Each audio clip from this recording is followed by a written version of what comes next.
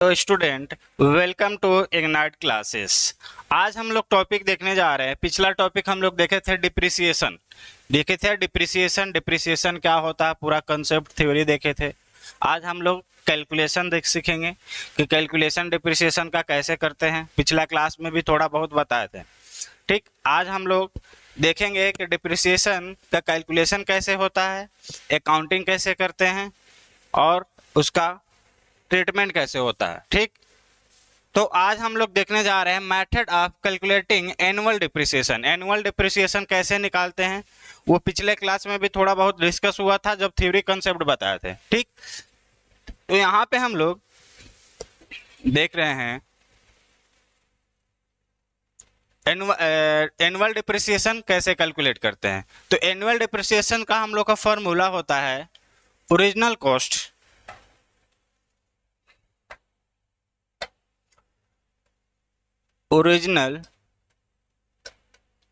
Cost of assets minus scrap value या salvage value, उसी को बोलते हैं रेसिडुअल वैल्यू ऑफ एसेट्स। अगर दिया हुआ है उसको माइनस करेंगे और डिवाइड करते हैं useful life of assets. Useful life of assets. हम लोग पिछले क्लास में डिप्रिसिएशन सीखे थे, उसका डिप्रिसिएशन किसको बोलते हैं। ठीक, डिप्रिसिएशन किसको बोलते हैं आज हम लोग देखने जा रहे हैं। उसका कैलकुलेशन कैसे करेंगे। तो अगर हमको एनुअल डिप्रिसिएशन निकालना है तो डिप्रिसिएशन का फॉर्मूला होता है original cost of assets minus scrap value, salvage value और residual value. Original cost of assets के बारे में हम लोग सीखे थे पिछले क्लास में। स्क्रैप वैल्यू क्या होता है, सैल्वेज वैल्यू क्या होता है और रेसिडुअल वैल्यू क्या होता है। ठीक, ये हम लोग पिछले क्लास में देख चुके हैं। इससे पिछला जो फर्स्ट लेक्चर है उसमें आपको जाकर देखिए कि सैल्वेज वैल्यू, स्क्रैप वैल्यू किसको बोलते हैं और ओरिजिनल कॉस्ट क्या होता है। ठीक, उसके बाद हम लोग क्वेश्चन में अगर क्वेश्चन में दिया रहेगा स्क्रैप वैल्यू नहीं दिया है, क्वेश्चन में अगर स्क्रैप वैल्यू नहीं दिया हुआ है, रेट ऑफ डिप्रिसिएशन क्वेश्चन में गिवन रहेगा, तो डिप्रिसिएशन कैसे निकालते हैं। यहाँ पे था कि एनुअल डिप्रिसिएशन निकाल रहे हैं लेकिन रेट ऑफ इंटरेस्ट क्वेश्चन में नहीं गिवन रहेगा, और इसमें रेट ऑफ इंटरेस्ट गिवन रहेगा लेकिन salvage value, scrap value given नहीं रहेगा। उसके लिए डिप्रिसिएशन का फॉर्मूला होता है, इसके लिए फॉर्मूला होता है जो भी फिक्स एसेट्स है, fix assets into rate divide by 100। जब स्क्रैप वैल्यू नहीं दिया रहेगा और रेट ऑफ इंटरेस्ट दिया रहेगा तो fix assets into rate divide by 100, ये होता है फॉर्मूला। ठीक, कभी कभी जैसे क्वेश्चन में पूछ देता है कि calculating the rate of depreciation, तो जो भी कब ये पूछेगा रेट ऑफ डिप्रिसिएशन, इस केस में जब एनुअल डिप्रिसिएशन निकालते हैं उस केस में हमको रेट ऑफ डिप्रिसिएशन पूछेगा कि रेट ऑफ डिप्रिसिएशन निकाल के दिखाइए, क्योंकि इस केस में वो डिप्रिसिएशन नहीं दिया रहता है, डिप्रिसिएशन रेट नहीं दिया रहता है। तो हम डिप्रिसिएशन निकालेंगे। डिप्रिसिएशन निकालने का फॉर्मूला होता है original cost of assets minus scrap value divide by useful life of assets. तो जो भी डिप्रिसिएशन निकल के आएगा उससे हम लोग कैलकुलेट कर सकते हैं रेट। किस सेकंड केस में यहाँ पे दिया रहेगा स्क्रैप वैल्यू नहीं दिया रहेगा सॉरी, और रेट ऑफ डिप्रिसिएशन दिया रहेगा, तो वहां से डिप्रिसिएशन निकाल लेंगे।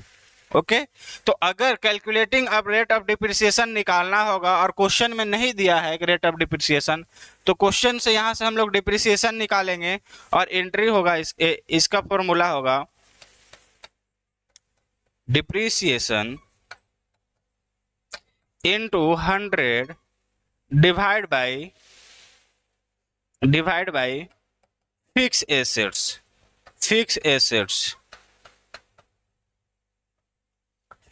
Assets. Calculating of rate of depreciation का फॉर्मूला होता है depreciation into 100 divide by fix assets. ये था फॉर्मूला इसका कैलकुलेशन का फॉर्मूला है। इस पे अब हम लोग एक एक क्वेश्चन लेके देखेंगे, एक एक क्वेश्चन लेंगे कि अगर रेट ऑफ डिप्रिसिएशन नहीं दिया रहेगा, अगर रेट ऑफ डिप्रिसिएशन दिया रहेगा तो उसका कैलकुलेटिंग हम लोग कैसे करते हैं। ठीक, उसका कैलकुलेटिंग हम लोग कैसे करते हैं। यहाँ पे हम फॉर्मूला लिखे हैं, आप फॉर्मूला उतार लीजिए, स्क्रीनशॉट ले लीजिए, और यहीं पे हम एक क्वेश्चन एग्जांपल लेंगे, एग्जांपल क्वेश्चन लेंगे और हम लोग करेंगे। ठीक,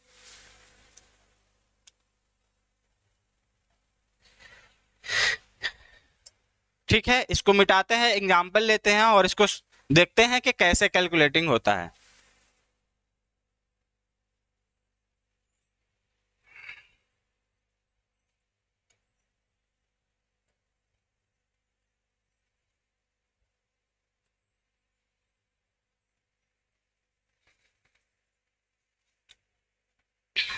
देखो, अब यहाँ पे हम लोग देखते हैं सबसे पहले कि method of calculation annual depreciation में क्वेश्चन यहाँ पे है, क्वेश्चन नंबर 1 एग्जांपल 1। अगर क्वेश्चन में रेट ऑफ डिप्रिसिएशन नहीं दिया रहेगा तो कैसे हम लोग करेंगे। जैसे यहाँ पे दिया रहेगा fix assets, fix assets, fix assets में आपका मशीनरी, जितना भी टेंजिबल एसेट्स होता है, जितना भी टेंजिबल एसेट्स होता है उस पर डिप्रिसिएशन चार्ज होता है। फर्नीचर, प्लांट, ये सब क्या है, फिक्स एसेट्स है। लैंड को छोड़ के, लैंड पे कभी भी डिप्रिसिएशन चार्ज नहीं होता। पिछला क्लास देखिए, आपको समझ में आएगा कि लैंड पे हम लोग, वो भी टेंजिबल एसेट्स होता है, उस पर क्यों नहीं चार्ज करते हैं।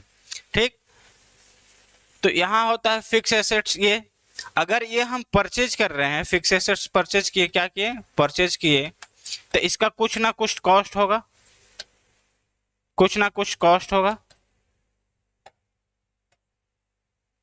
कुछ ना कुछ कॉस्ट होगा। तो इसका कॉस्ट मान के चलते हैं 2 लाख में हम खरीदे। ठीक, 2 लाख में हम खरीदे। इसमें क्या किए कि इसको लाने के लिए फ्रेट, फ्रेट चार्जेस दिए, फ्रेट चार्जेस दिए ₹15,000, 15,000। ठीक, इसमें क्वेश्चन में मेरे पास स्क्रैप वैल्यू दिया हुआ है, स्क्रैप वैल्यू ₹15,000, और क्वेश्चन में दिया हुआ है useful, useful, useful life of assets, life of assets equal to 20 years, 20 years. तो कैलकुलेट करना है, calculating the annual depreciation, क्या निकालना है, कैलकुलेटिंग द एनुअल डिप्रिसिएशन। ये मेरे पास क्वेश्चन दिया हुआ है। ठीक, ये मेरे पास क्वेश्चन दिया हुआ है कि पहला क्या है, कैलकुलेटिंग द एनुअल डिप्रिसिएशन निकालना है क्वेश्चन में। इस क्वेश्चन में कहीं पे रेट ऑफ इंटरेस्ट दिया हुआ है, रेट ऑफ डिप्रिसिएशन दिया हुआ है, नहीं दिया हुआ है। यहां से हमको डिप्रिसिएशन निकालना है। तो डिप्रिसिएशन निकालने के लिए जब रेट ऑफ डिप्रिसिएशन नहीं दिया रहता है तो उसमें हम लोग डिप्रिसिएशन का फॉर्मूला लगाते हैं, ये वाला, original cost of assets minus scrap value useful life of assets. इससे ये सब मेरे पास इंफॉर्मेशन में क्वेश्चन में दिया हुआ है। ओरिजिनल कॉस्ट भी पता है, स्क्रैप वैल्यू भी क्वेश्चन में पता हुआ है, यूज लाइफ ऑफ एसेट्स भी पता है। ओके, तो यहाँ पे हम लोग देखेंगे कि इसका कैलकुलेशन कैसे करेंगे। तो सबसे पहले डिप्रिसिएशन निकालते हैं। डिप्रिसिएशन निकालने के लिए चाहिए हमको original cost of assets. Original cost of assets में मेरे पास खरीदे कितना में है, 2 लाख में खरीदे हैं, 2 लाख में। अब फ्रेट चार्जेज मेरे पास 15,000 रुपया लगा हुआ है। तो टोटल कॉस्ट मेरा क्या पड़ जाएगा, ओरिजिनल कॉस्ट, ओरिजिनल कॉस्ट क्या पड़ेगा, ओसी। ओसी का मतलब होता है original cost, original cost of assets. तो ओरिजिनल कॉस्ट हमने कहा जो 2 लाख में हम परचेज किए हैं उसमें 15,000 फ्रेट चार्जेस ऐड करेंगे। तो 2,15,000 मेरा ओरिजिनल कॉस्ट निकल के आएगा। 2,15,000 इसको हम लोग फ्रेट चार्ज है, रिपेयर एंड मेंटेनेंस और इंस्टॉलेशन चार्जेस, अगर हम कोई न्यू एसेट्स परचेज करते हैं तो परचेज करके उसको ले आके इंस्टॉलेशन करने में जितना भी रास्ता में खर्चा लगता है सब हम लोग फिक्स एसेट्स में ऐड कर देते हैं, उसका कॉस्ट में ऐड हो जाता है और उसका वैल्यू ये हम लोग मानते हैं कि इतना कॉस्ट लगा है वो एसेट्स को परचेज करने में। ये लेक्चर जाके डिप्रिसिएशन चैप्टर फर्स्ट वीडियो जाके देखिए, उसमें अच्छा से क्लियर होगा कि कैसे इसको निकालते हैं, उसमें ये चीज़ को बताया हुआ है। ठीक, तो हमको जब ओरिजिनल कॉस्ट पता चल गया कि 2,15,000 ओरिजिनल कॉस्ट है, फॉर्मूला पे पुट करते हैं। ओरिजिनल कॉस्ट कितना है? 2,15,000। इसमें से माइनस करेंगे स्क्रैप वैल्यू, क्वेश्चन में स्क्रैप वैल्यू दिया हुआ है कितना? 15,000। ठीक, डिवाइड करेंगे यूजफुल लाइफ कितना है? 20 ईयर्स। तो ये निकल के आएगा 2 लाख डिवाइड बाई 20, 0 कटेगा, ये कटेगा तो 10,000। तो कितना एनुअल डिप्रिसिएशन निकल के आया? हर साल डिप्रिसिएशन कितना चार्ज होगा? 10,000 रुपया। एनुअल डिप्रिसिएशन कितना निकल के आया? 10,000। अब हमको इस क्वेश्चन में जैसे यहाँ पे था रेट ऑफ डिप्रिसिएशन कैलकुलेटिंग कैसे होता है, तो अगर हम रेट निकाल रहे हैं, रेट ऑफ डिप्रिसिएशन, तो रेट ऑफ डिप्रिसिएशन का फॉर्मूला होता है depreciation into 100 divide by fix assets,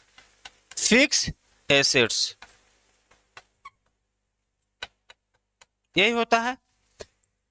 तो यहाँ पे मेरे पास डिप्रिसिएशन पता है कि 10,000 है, 100 डिवाइड बाय फिक्स एसेट्स कौन सा वैल्यू लेते हैं?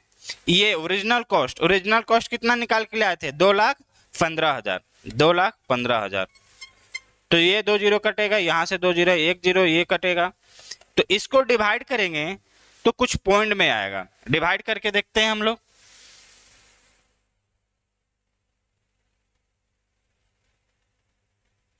डिवाइड करके देखते हैं।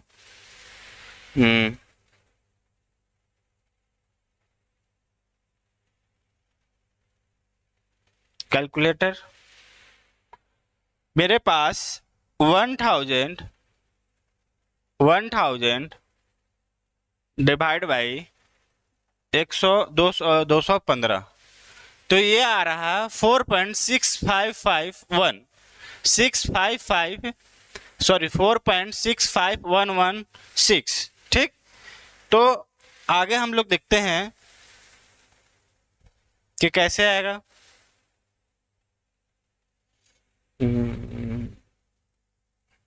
ठीक, तो ये आया 4.651116। ये कितना आया? 4.6551%। समझ में आया? तो ये मेरा रेट ऑफ डिप्रिसिएशन निकल के आया। तो ये था method of calculating annual depreciation. Method of annual depreciation कैसे कैलकुलेट करते हैं, उस क्वेश्चन में रेट ऑफ इंटरेस्ट आपके पास नहीं दिया रहेगा, लेकिन बाकी इंफॉर्मेशन गिवन रहेगा। जैसे स्क्रैप वैल्यू आपको दिया रहेगा, यूजफुल लाइफ दिया रहेगा, और ये 3 चीज तो गिवन रहेगा ही क्वेश्चन में कि कॉस्ट कितना है, स्क्रैप वैल्यू कितना है और कितना उसका यूज लाइफ है। ये 3 चीज दिया रहेगा, तभी हम लोग डिप्रिसिएशन निकाल सकते हैं। डिप्रिसिएशन या तो रेट ऑफ इंटरेस्ट देना चाहिए, रेट ऑफ इंटरेस्ट डिप्रिसिएशन देना चाहिए, उसमें स्क्रैप वैल्यू आपको नहीं दिया रहेगा। तो दूसरा मेथड ये है। तो ये था पहला मेथड जिसमें आपको रेट ऑफ इंटरेस्ट नहीं दिया रहेगा। तो यहाँ से आप स्क्रीनशॉट ले सकते हैं। इसमें कोई डाउट है तो आप कमेंट बॉक्स में पूछ सकते हैं। यहाँ से रेट ऑफ डिप्रिसिएशन हम लोग निकाल लिए। ठीक, तो स्क्रीनशॉट ले लीजिए, इसको मिटा रहे हैं। दूसरा हम लोग केसेस देखेंगे जब रेट ऑफ इंटरेस्ट दिया रहेगा तो उसका कैलकुलेशन कैसे करते हैं, और जो भी ये डिप्रिसिएशन निकाले इसका अकाउंटिंग कैसे करते हैं, जैसे एसेट्स परचेज कर रहे हैं, इसका एंट्री पास करना पड़ेगा। दूसरा क्या होगा कि डिप्रिसिएशन चार्ज कर रहे हैं, डिप्रिसिएशन चार्ज करने के लिए क्वेश्चन में दे देता है कि 2 साल, 3 साल, 4 साल, तो 4 साल का एंट्री पास करना पड़ेगा डिप्रिसिएशन का। दूसरा चीज, उसके बाद कोई एसेट्स है मेरे पास, बेच रहे हैं, मतलब कोई एसेट्स खराब हो जाता है तो बेच देते हैं, बेचने का एंट्री पास करते हैं, तो बेचते हैं तो प्रॉफिट होगा कि लॉस होगा, उस प्रॉफिट लॉस को भी हम लोग को दिखाना पड़ता है। ठीक, तो ये है पूरा आपका क्वेश्चन। यहाँ से आप स्क्रीनशॉट ले लीजिए, इसको मिटा रहे हैं, और दूसरा हम लोग केसेस देख रहे हैं जिसमें रेट ऑफ इंटरेस्ट दिया रहेगा, उसका कैलकुलेशन कैसे करते हैं।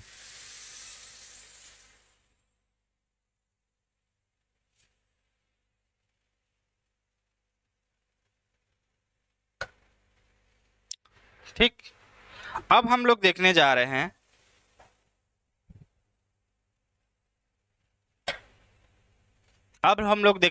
हैं सेकेंड एग्जाम्पल, एग्जाम्पल 2। इसमें है कि क्वेश्चन में कॉस्ट दिया रहेगा, cost of assets, cost of assets मान लेते हैं कि 2 लाख रुपया, चलो ले लेते हैं वही 2 लाख रुपया। क्वेश्चन में रेट ऑफ इंटरेस्ट दिया रहेगा, rate of sorry depreciation, bar bar interest बोल रहे हैं, रेट ऑफ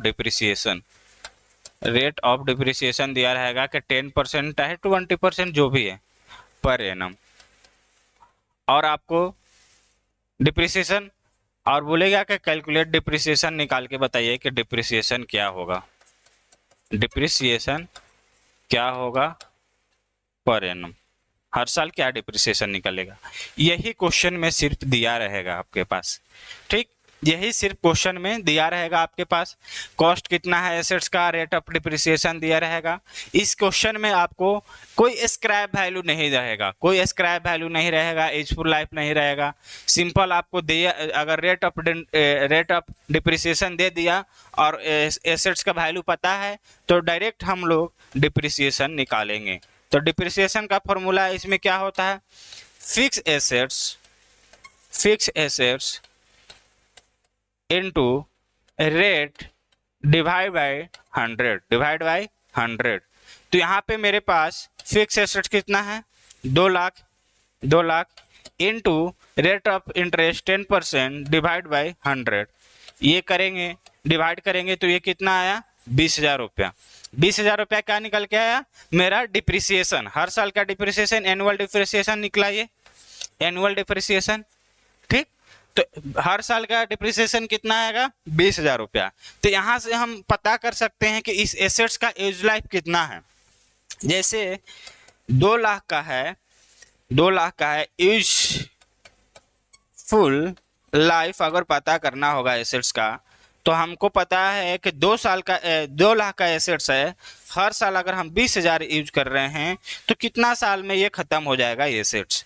तो ये डिवाइड करेंगे, ये निकल के आएगा, तो कितना निकल के आया, 10 ईयर, 10 साल में ये एसेट्स खत्म हो जाएगा।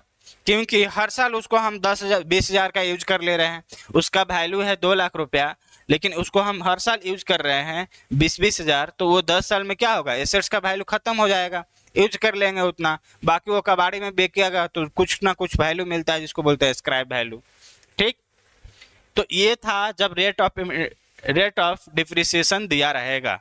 ठीक, आगे हम लोग ये कैलकुलेटिंग सीखें कि कैसे होता है एनुअल डिप्रिसिएशन निकालना है अगर रेट ऑफ इंटरेस्ट नहीं दिया रहेगा, अगर दिया रहेगा तो कैसे कैलकुलेशन करते हैं। अब नेक्स्ट हम लोग देखने जाएंगे जब रेट ऑफ डिप्रिसिएशन नहीं दिया रहेगा तो कैसे कैलकुलेट करते हैं। अब आगे हम लोग देखेंगे कि इसका अकाउंटिंग कैसे करते हैं। जैसे कोई एसेट्स परचेज कर रहे हैं उसका एंट्री होगा बुक में, डिप्रिसिएशन चार्ज कर रहे हैं हर साल उसका भी एंट्री होगा, और डिप्रिसिएशन जो होता है एक तरफ से मेरे लिए लॉस होता है, क्योंकि एसेट्स के वैल्यू को वो रिड्यूस करता है, तो उस लॉस को हम लोग प्रॉफिट लॉस अकाउंट में भी दिखाएंगे। तो उसका एंट्री कैसे करेंगे, या कोई एसेट्स को हम लोग, जैसे ये एसेट 10 साल यूज करना था, 5 साल के बाद हम इसको बेचना चाह रहे हैं, तो बेचेंगे तो कितना वैल्यू में बेचें, तो बेच रहे हैं तो ज़्यादा वैल्यू में बेच रहे हैं कि जितना वैल्यू है उतना में बेच रहे हैं कि लॉस में बेच रहे हैं। तो प्रॉफिट में बेचेंगे तो प्रॉफिट का एंट्री पास करना पड़ेगा, लॉस होगा तो लॉस का पास करना पड़ेगा, जो बेच रहे हैं सेल का एंट्री भी पास करना पड़ेगा। तो आगे हम लोग एंट्री समझेंगे कि अकाउंट एंट्री कैसे होता है, फिर हम लोग का मशीन का अकाउंट कैसे बनता है, मशीन डिप्रिसिएशन प्रॉफिट लॉस तीनों का अकाउंटिंग लेजर बनता है। अकाउंट बनता है, तीनों का अकाउंट बनाएंगे, देखेंगे। तो आगे हम लोग देखने जा रहे हैं जर्नल एंट्री। जर्नल एंट्री सबसे पहला काम होता है, हम लोग कोई एसेट्स परचेज करेंगे, कोई एसेट्स परचेज करेंगे तभी तो उसको यूज करेंगे, पुट टू यूज होगा। तो एसेट जब भी खरीदते हैं, जब पुट टू यूज होता है वही डेट से हम लोग का डिप्रिसिएशन चार्ज होता है। पुट टू यूज, जब हम उसको यूज करना चालू करेंगे तब से उसका डिप्रिसिएशन चार्ज होगा। तो यहाँ अकाउंटिंग ट्रीटमेंट में सबसे पहला लिखा हुआ purchase for purchase of assets. Purchase of assets का एंट्री हम लोग क्या सीखेंगे, एसेट्स मेरा होता है रियल अकाउंट के अंतर्गत आता है, रियल अकाउंट। और इसको देखा जाए तो ये इंक्रीज कर रहा है, खरीद रहे हैं तो इंक्रीज कर रहा है। दो चीज हम लोग अकाउंटिंग का आपका रोल बताए थे, role of debit and credit में दो तरीका बताए थे जर्नल एंट्री पास करने का। एक होता है ट्रेडिशनल अप्रोच जिसमें हम लोग अकाउंटिंग जो पर्सनल, रियल, नॉमिनल के अनुसार पास करते हैं। एक बताए थे मॉडर्न अप्रोच जिसमें इंक्रीज डिक्रीज देखते हैं। ठीक, तो रियल अकाउंट का रूल ही बोलता है debit was comes in, credit was goes out. तो एसेट्स है, अगर कम्स इन हो रहा है तो एसेट्स को हम लोग क्या करेंगे, डेबिट करेंगे। तो एंट्री होगा एसेट्स अकाउंट डेबिट टू, खरीदेंगे तो मेरे पास से कैश जाएगा, कैश भी होता है रियल अकाउंट। गोज आउट हुआ तो क्रेडिट, जितना भी वैल्यू रहेगा उतना से हम लोग दिखाएंगे। ठीक, जैसे इंक्रीज किया एसेट्स तो डेबिट और डिक्रीज किया तो क्रेडिट, मॉडर्न अप्रोच बताता है। उसके बाद ये जो एरेक्शन और इंस्टॉलेशन एक्सपेंस होता है, जो चार्जेज होता है, वो कहाँ ऐड हो जाता है, ये एसेट्स के वैल्यू में ही ऐड हो जाता है। तो इसका भी एंट्री एकदम सेम ही पास होगा, एसेट्स अकाउंट, क्योंकि उसके वैल्यू में ही ऐड होता है तो हम लोग एसेट्स ही मान के चलते हैं। तो assets account debit to cash या बैंक लिखो, कैश एट बैंक। आजकल बैंक का ही ज्यादातर यूपीआई ट्रांजैक्शन होता है, इसलिए बैंक लिखना ज्यादा अच्छा रहेगा। ठीक, उसके बाद डिप्रिसिएशन, हम लोग जो एसेट्स खरीदते हैं उसको आप पुट टू यूज करेंगे, यूज करेंगे तो उस पर क्या चार्ज होगा, डिप्रिसिएशन चार्ज होगा। तो डिप्रिसिएशन चार्ज करेंगे तो डिप्रिसिएशन का एंट्री क्या होगा, ये क्या करेगा, एसेट्स को वैल्यू को रिड्यूस करेगा, मतलब एसेट्स में कमी होगा। अगर एसेट्स का वैल्यू में कमी होगा तो मतलब वो डिक्रीज किया, एसेट्स का वैल्यू डिक्रीज किया तो एसेट्स मेरा डिक्रीज क्रेडिट हो जाएगा और डिप्रिसिएशन मेरा एक्सपेंस है, लॉस है, एक तरफ से क्या है, लॉस है। इसको हम लोग डिप्रिसिएशन को क्या मानते हैं, लॉस। तो अगर लॉस है तो नॉमिनल अकाउंट का रूल ही बोलता है कि अगर आपके पास एक्सपेंस और लॉस है उसको डेबिट कीजिए। तो अगर मेरा डिप्रिसिएशन लॉस है तो इसको डेबिट किए और मेरे पास एसेट्स का वैल्यू डिक्रीज किया तो इसको हम लोग क्रेडिट किए। ठीक, उसके बाद एंट्री है for recorded of depreciation in profit and loss account transfer to depreciation into profit loss account, कि जो ये डिप्रिसिएशन हम लोग निकाले इसको प्रॉफिट लॉस में ट्रांसफर करना है। कैसे रिकॉर्ड करते हैं, ठीक, इसको प्रॉफिट लॉस में ट्रांसफर करना है, क्योंकि एक तरफ से मेरा डिप्रिसिएशन क्या होता है, लॉस होता है, और लॉस इनकम प्रॉफिट गेन जितना भी होता है उसके लिए हम लोग ट्रेडिंग प्रॉफिट लॉस अकाउंट बनाते हैं। तो अगर लॉस है तो इसको हम लोग प्रॉफिट लॉस अकाउंट जो बनता है फाइनल अकाउंट उसमें भी दिखाते हैं, डेबिट साइड में डिप्रिसिएशन दिखता है। कोई भी एसेट्स पे अगर डिप्रिसिएशन निकाल रहे हैं तो वहां पे वो दिखता है कि इतना से हम लोग डिप्रिसिएशन निकालें, क्योंकि लॉस है तो लॉस को दिखाना रहता है। तो अगर ये लॉस है ट्रांसफर करेंगे तो इसका एंट्री होगा प्रॉफिट लॉस में ट्रांसफर करेंगे तो profit and loss account debit to depreciation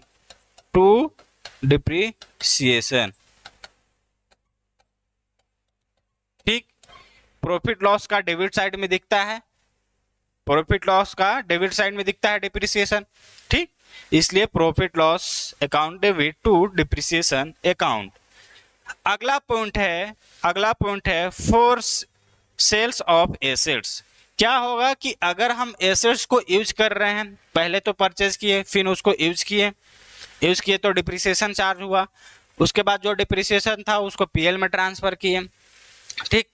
वो पीएल में ट्रांसफर किए। अगर हम बीच में जैसे पहले एग्जांपल लिए थे वो वाला के रेट ऑफ इंटरेस्ट दिया हुआ है 2 लाख, 5 साल के बाद हम उसको 10 साल यूज लाइफ था लेकिन 5 साल के बाद बेचना चाह रहे हैं, तो कोई एसेट्स अगर बेचना चाह रहे हैं बीच में, ठीक, तो बेचेंगे तो बेचने का एंट्री क्या होगा, मेरे पास से एक एसेट जाएगा दूसरा आएगा, जैसे कैश मेरे पास आएगा और कोई एसेट्स फिक्स एसेट्स है जैसे मशीनरी है, प्लांट है, बेचेंगे तो वो मेरे पास से जाएगा, जैसे जस्ट इसका रिवर्स एंट्री हो जाएगा, बेचेंगे तो मेरे पास आएगा, तो एंट्री होगा बैंक या cash account debit to fix assets, fix assets जितना में भी बेचेंगे यहाँ पे पास होगा, ठीक।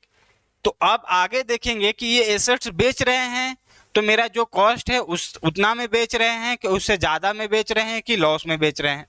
अगर लॉस में बेचेंगे तो मेरे लिए तो दिक्कत है, प्रॉफिट में बेचेंगे तो अच्छा बात है। तो ये दोनों का एंट्री अभी देखेंगे कि अगर जो एसेट्स ये बेच रहे हैं वो देखेंगे कि अगर प्रॉफिट में है तो क्या एंट्री होगा, लॉस में है तो क्या एंट्री होगा। ये आप इसका एंट्री का स्क्रीनशॉट ले सकते हैं। यहाँ पे कोई दिक्कत होगा तो पहला एंट्री ये है, दूसरा ये, तीसरा ये, चौथा, पांचवा, ठीक, ये एंट्री है। इसके बाद नेक्स्ट देखेंगे हम लोग कि अगर कोई एसेट्स बेच रहे हैं, एसेट्स बेच रहे हैं, रियलाइजेशन किए तो मेरा क्या निकल के आया, लॉस निकल के आया, रियलाइजेशन किए तो प्रॉफिट निकल के आया, तो क्या एंट्री पास होगा, क्या एंट्री पास होगा। तो देखिए अगर कोई एसेट्स जैसे बुक वैल्यू दिया हुआ है, डेट ऑफ सेल्स का क्या है और सेल कितना में कर रहे हैं, जैसे क्वेश्चन वाला जो हम लिए थे यहाँ पे लिख रहे हैं कि 2 लाख था ना, 2 लाख का था एसेट्स, 2 लाख का एसेट्स था, उसको 20,000 पर साल डिप्रिसिएशन आ रहा था तो 10 साल का वो यूज लाइफ था, 10 साल का यूज लाइफ था। इसको हम बेच रहे हैं 5 साल में, 5 साल में बेच रहे हैं, मतलब कि कितना में बेचना चाहिए। अगर 10 साल में ये 2 लाख यूज कर रहे हैं मतलब 1 लाख में बिकना चाहिए वो चीज, 1 लाख उसका वैल्यू होना चाहिए। अगर इससे कम में बेच रहे हैं, 1 लाख से कम में बेच रहे हैं तो मेरा क्या होगा, लॉस होगा। जैसे 90 में बेचेंगे तो लॉस होगा। अगर यही चीज को 1,10,000 में बेचेंगे तो क्या होगा, मेरा प्रॉफिट होगा। तो वही यहाँ पे बोल रहा है कि realisation of loss, realisation of assets को जब बेच रहे हैं तो लॉस हो रहा है तो क्या एंट्री होगा, अगर प्रॉफिट हो रहा है तो क्या एंट्री होगा। अगर कोई एसेट्स हम बेचेंगे लॉस होगा तो मेरा क्या एंट्री होगा, प्रॉफिट एंड लॉस, क्योंकि लॉस होगा तो profit and loss debit side में दिखता है, प्रॉफिट एंड लॉस में, to sale of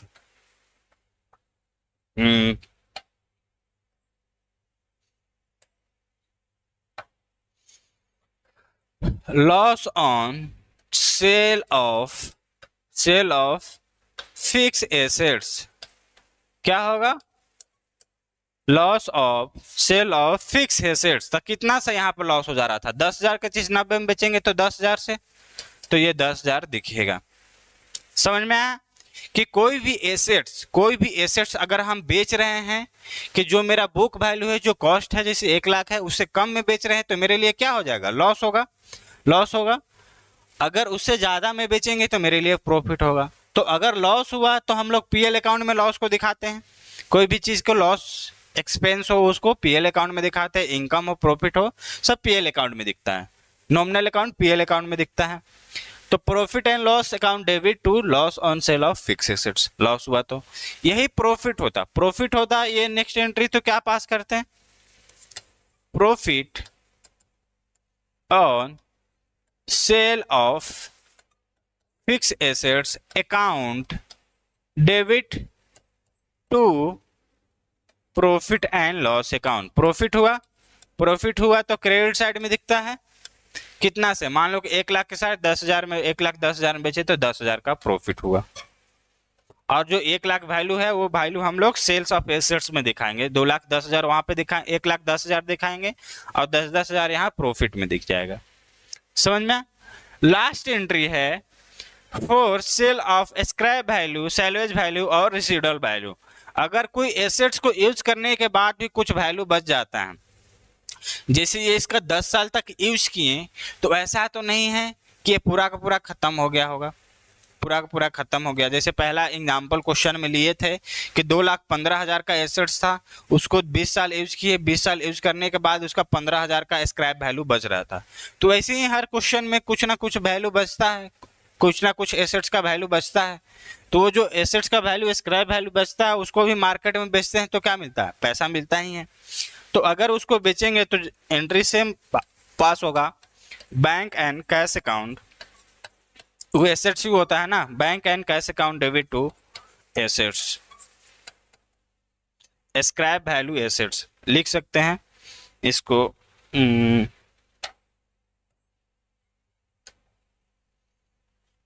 scrap value of assets, ठीक, स्क्रैप वैल्यू ऑफ एसेट्स साफ लिखते हैं एकदम।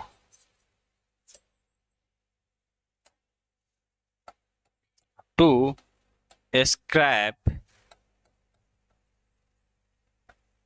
वैल्यू ऑफ एसेट्स, जितना भी प्राइस होगा स्क्रैप वैल्यू को वो लिखेंगे। ठीक, यहाँ पे समझ आया कि कैसे एंट्री पास कर रहे हैं। देखिए एक बार फिर से रिपीट कर रहे हैं, अगर कोई एसेट्स परचेज करेंगे तो assets account debit to cash and bank account होगा, जितना का भी खरीदेंगे।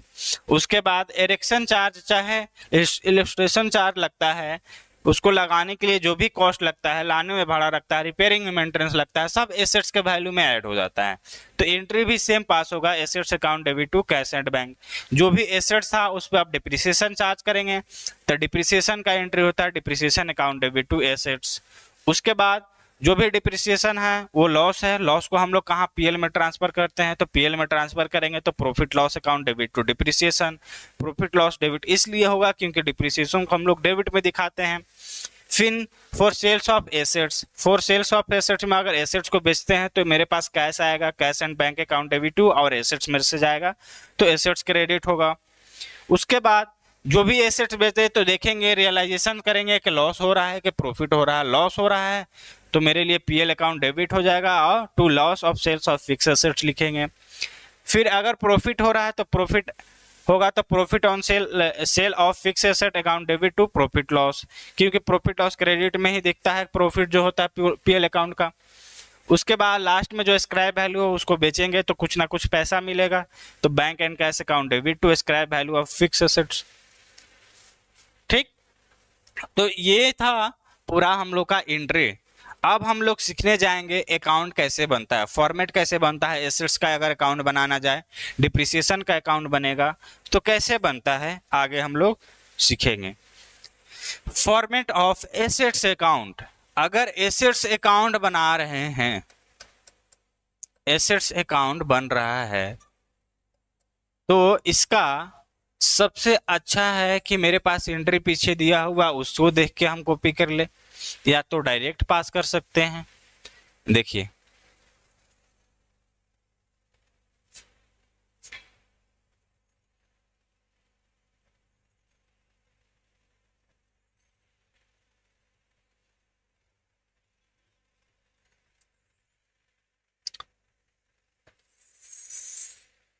ये होगा amount, credit side, particular, date, amount, particular और डेट, यही है। यही होता है एसेट्स का फॉर्मल, एसेट्स के अकाउंट का फॉर्मेट, कि कैसे फॉर्मेट बनता है। जैसे हम यहाँ दिखाना चाह रहे हैं कि मेरे पास फॉर्मेट में सबसे पहले क्वेश्चन में मेरे पास या पहले से या एसेट्स होगा, तो पहले से एसेट्स होगा तो जैसे भी कोई भी अकाउंटिंग ईयर कोई भी डेट दिया रहेगा, जैसे 1/1/2024, यहाँ पे हम for the year ending, for the year ended 3-4 साल का जितना भी डिप्रिसिएशन बोलता है वो बनता है। तो मान के चलो हम स्टार्ट कर रहे हैं 2024 से, 2024 का। तो 2024 में अगर मेरे पास कुछ एसेट्स बचा हुआ है तो उसको लिखते हैं बैलेंस बीडी। अगर दिया हुआ है कुछ एसेट्स का वैल्यू तो लिखेंगे। उसके बाद क्या होगा, एसेट्स परचेज करेंगे। तो एसेट्स परचेज का एंट्री क्या होता है, assets account debit to cash account. अगर एसेट्स का अकाउंट बना रहे हैं तो नीचे वाला सेंटेंस को डेबिट में लिखेंगे, नीचे वाला सेंटेंस को डेबिट में लिखेंगे। जैसे देखा जाए यहाँ पे एसेट्स परचेज किए तो क्या हुआ, assets account debit to cash account. अगर लेजर हम लोग बना रहे हैं, अकाउंट एसेट्स का बना रहे हैं, तो एसेट्स डेबिट में है तो नीचे वाला सेंटेंस को कहाँ लिखते हैं हम लोग, डेबिट में, डेबिट में, इसलिए इसको डेबिट में लिखें। जो भी डेट रहेगा वो डेट हम यहाँ पे लिखेंगे। उसके बाद एसेट्स को खरीदने के बाद वो इरेक्शन चार्ज जो लग रहा है, इंस्टॉलेशन चार्ज, उसका भी एंट्री यहाँ पे हम लोग दिखा सकते हैं। क्या दिखाना ही रहता है, दिखा सकते हैं, क्या दिखाना ही है, ठीक। या तो आप कॉस्ट के वैल्यू में ऐड करके दिखाइए या अलग से भी आप दिखा सकते हैं, ओके। उसके बाद डिप्रिसिएशन चार्ज होगा। डिप्रिसिएशन चार्ज होगा तो एंट्री क्या था, depreciation account debit to assets. तो एसेट्स मेरा क्रेडिट में है तो ऊपर वाला सेंटेंस क्या है, डिप्रिसिएशन, तो उसको क्रेडिट में लिखेंगे। जो भी डेट होगा उस डेट को डिप्रिसिएशन लिखेंगे, जो भी चार्ज होगा, ठीक। डिप्रिसिएशन चार्ज हुआ। अगर वो फिर एसेट्स को क्या कर रहे हैं, बेच रहे हैं, सेल कर रहे हैं, तो अगर सेल करेंगे तो एंट्री क्या होगा, अगर डिप्रिसिएशन चार्ज किए उसके बाद उसको पीएल में ट्रांसफर करते हैं तो पीएल में depreciation account debit to PL होता है। तो यहाँ तो हम एसेट्स का अकाउंट बना रहे हैं, उसमें तो कुछ depreciation account debit to PL में एसेट्स आ नहीं रहा है, एसेट्स आ नहीं रहा है। जैसे ये डिप्रिसिएशन इसमें, एसेट्स इसमें है, इसमें है, इसमें है, इसमें कहीं पे डिप्रिसिएशन एसेट्स दिख रहा है नहीं। उसके बाद सेल का एंट्री डायरेक्ट है, सेल में है एसेट्स का। अगर कोई एसेट्स बेच रहे हैं तो मेरे पास से जा रहा है, अगर एसेट्स क्रेडिट में है तो ऊपर वाला सेंटेंस को हम लोग कहाँ लिखेंगे, ऊपर वाला सेंटेंस को कहाँ लिखेंगे, क्रेडिट में। कैश और बैंक, यहां पे लिख देंगे सेल ऑफ फिक्स एसेट्स, ठीक, सेल कर रहे हैं। उसके बाद एसेट्स को बेचेंगे तो या तो प्रॉफिट होगा या तो लॉस होगा। अभी देखें पीछे कि या तो प्रॉफिट होगा या तो लॉस होगा। अगर लॉस होगा तो मेरा एसेट्स क्रेडिट में एंट्री पास होगा, PL account debit to sales of fix assets, यही एंट्री होगा। तो अगर क्रेडिट में है तो बाय यहां पे लिखेंगे profit and loss account, bracket में डाल देंगे, ब्रैकेट में होगा loss on sale of fix assets, कितना से लॉस हुआ, ठीक। वही प्रॉफिट होगा तो ये डेबिट में दिखेगा, profit and loss account, bracket में profit on sale of fix assets, ठीक, profit on sale of fix assets. इसके बाद हम लोग का क्या एंट्री था लास्ट में कि रेसिडुअल वैल्यू जो होता है, स्क्रैप वैल्यू, उसको बेचते हैं। उसको बेच के क्या अगर पैसा मिलता है तो एंट्री क्या होगा, बेचेंगे तो पैसा मिलेगा। तो bank account debit to scrap value of fix assets. तो अगर फिक्स एसेट्स क्रेडिट में है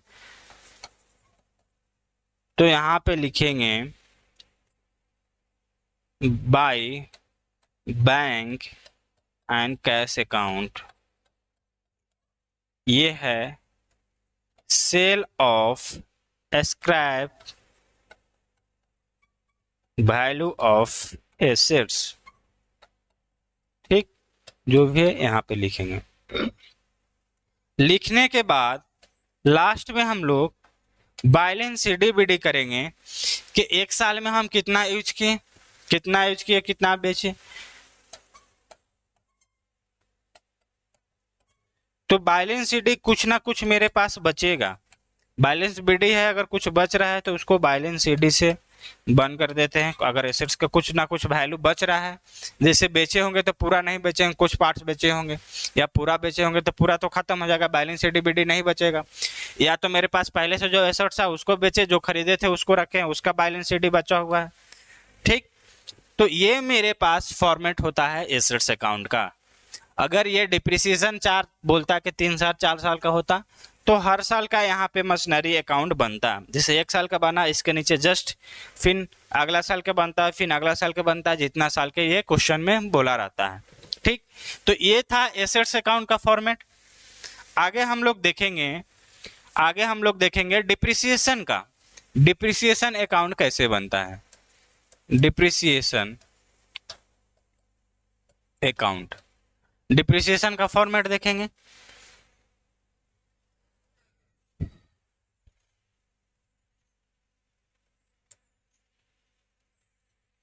ये होता है क्रेडिट साइड, ये होता है debit side.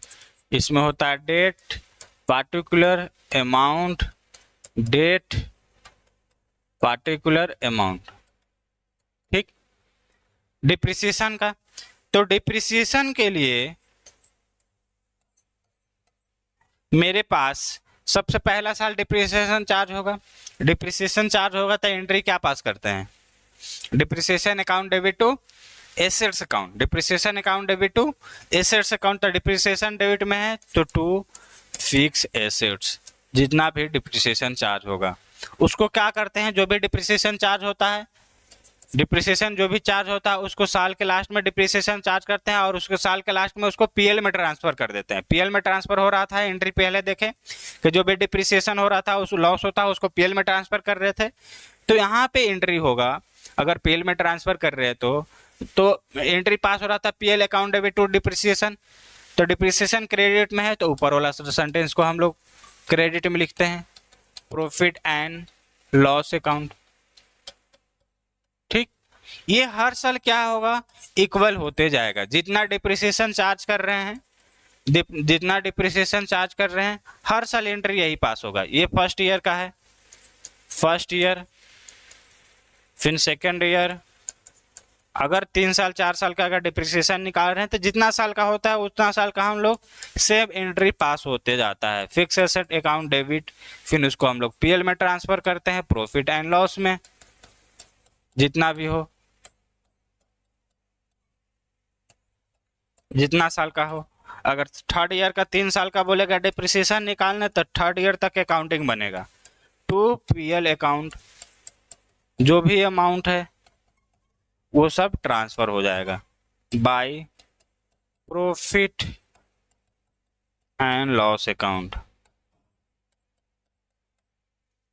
Sorry loss account. समझ में? ऐसे बनता है डिप्रिसिएशन का। डिप्रिसिएशन जैसे क्वेश्चन हम लोग चैप्टर पढ़ते हैं ना, उसमें आपको बोल देगा कि डिप्रिसिएशन कितना साल का निकालना है। तो अगर 4 साल 5 साल जो भी क्वेश्चन में दे रहेगा, तो 4 साल 5 साल हर साल का डिप्रिसिएशन पीएल में ट्रांसफर होता है, क्योंकि हम लोग का जो हर साल का अकाउंटिंग होता है, हर साल का अकाउंटिंग होता है, तो हर साल उसको मेंटेन करना पड़ेगा। तो यही डिप्रिसिएशन होता है। मशीन अकाउंट भी जो दिखा रहे थे उसमें भी हम लोग कंटिन्यू करते हैं। जैसे उस टाइम बताया कि अगर 3 साल 4 साल का है तो 3 साल 4 साल का मशीन अकाउंट भी मेंटेन करना पड़ेगा। ठीक, तो ये होता है डिप्रिसिएशन अकाउंट और मशीन अकाउंट। तो यहाँ हम लोग सीखे, पहला क्लास में सीखे थे थ्योरी क्या होता है डिप्रिसिएशन, कि कोई भी फिक्स एसेट्स को वैल्यू को रिड्यूस करता है तो हम लोग उसको एक्सपेंस और लॉस मानते हैं। उसके बाद उसमें सीखे थे scrap value, salvage value, residual value क्या होता है, न्यू एसेट्स कॉस्ट को कैसे मानते हैं, डिप्रिसिएशन किस पे लागू होता है, डिप्रिसिएशन किस पे लागू होता है, एमोर्टाइजेशन किस पे लागू होता है, लैंड पे हम लोग क्या चीज़ डिप्रिसिएशन चार्ज क्यों नहीं करते हैं। ठीक, वो सब फर्स्ट क्लास में सीखे थे। दूसरा में हम लोग कैलकुलेटिंग सीखे कि डिप्रिसिएशन कैसे हम लोग कैलकुलेट करते हैं, वो कैलकुलेटिंग सीखे। फिर अकाउंटिंग सीखे कि इसका अकाउंटिंग क्या होता है, अकाउंटिंग ट्रीटमेंट क्या होता है, अकाउंट कैसे बनता है, जर्नल एंट्री कैसे पास करते हैं उसमें। उसके बाद मेथड भी सीखे थे, स्ट्रेट लाइन और डिमिनिशिंग, 2 मेथड था। तो अगला हम लोग क्लास में वही सीखेंगे कि दोनों मेथड जो सीखने वाले हैं, जैसे डिप्रिसिएशन का मेथड कैलकुलेट करने के लिए 10-11 मेथड है, लेकिन हम लोग का अभी 11th क्लास में 2 मेथड पढ़ना है, एक स्ट्रेट लाइन मेथड और दूसरा diminishing method. Straight line method को हम लोग इक्वल इंस्टॉलमेंट मेथड भी बोलते हैं, फिक्स इंस्टॉलमेंट मेथड भी बोलते हैं। डिमिनिशिंग बैलेंस मेथड को हम लोग रिड्यूसिंग बैलेंस मेथड भी बोलते हैं और रिटर्न डाउन वैल्यू मेथड बोलते हैं। ये दोनों हम लोग देखेंगे कि इसका कैलकुलेशन कैसे करना है। ठीक, हम लोग नेक्स्ट क्लास में उसका straight line method diminishing method का क्वेश्चन करेंगे कि कैसे वो उसको कैलकुलेशन होता है डिमिनिशिंग से और स्ट्रेट लाइन मेथड से। फिर यही हम लोग उसमें अकाउंटिंग बनाएंगे, जर्नल एंट्री पास करेंगे। ठीक, तो लास्ट क्लास आपका वो होगा डिप्रिसिएशन का क्वेश्चन, इसके बाद एमसीक्यू कराया जाएगा। 4th क्लास में हम लोग का एमसीक्यू होगा, इससे पिछला क्लास जो होगा वो उसमें क्वेश्चन सॉल्व होगा, उसके बाद एमसीक्यू। ठीक, तो इससे पहला क्लास आप जाके देखिए डिप्रिसिएशन का, तब आगे आके ये देखिएगा तो ज़्यादा बेहतर समझ में आएगा। फिर जब क्वेश्चन बनाएंगे तो ज़्यादा बेहतर समझ में आता है। चीज़ें ऐसी ही होना चाहिए कि पहले थ्योरी कंसेप्ट समझे, उसके बाद कैलकुलेटिंग कैसे होता है, फिर जाके अकाउंटिंग में जाएं। जब क्वेश्चन बनाएंगे तब चीज़ क्लियर होता है कि हाँ कैसे ये चीज़ बन रहा है। ठीक, वहाँ पे जाके सब कुछ क्लियर हो जाएगा। तो उसके बाद हम लोग एमसीक्यू करेंगे। ठीक, तो ओके, आगे हम लोग यहाँ पे क्लास को समाप्त करते हैं और नेक्स्ट क्लास का वेट करते हैं क्वेश्चन कैसे सॉल्व करते हैं डिप्रिसिएशन का। ठीक है, थैंक यू।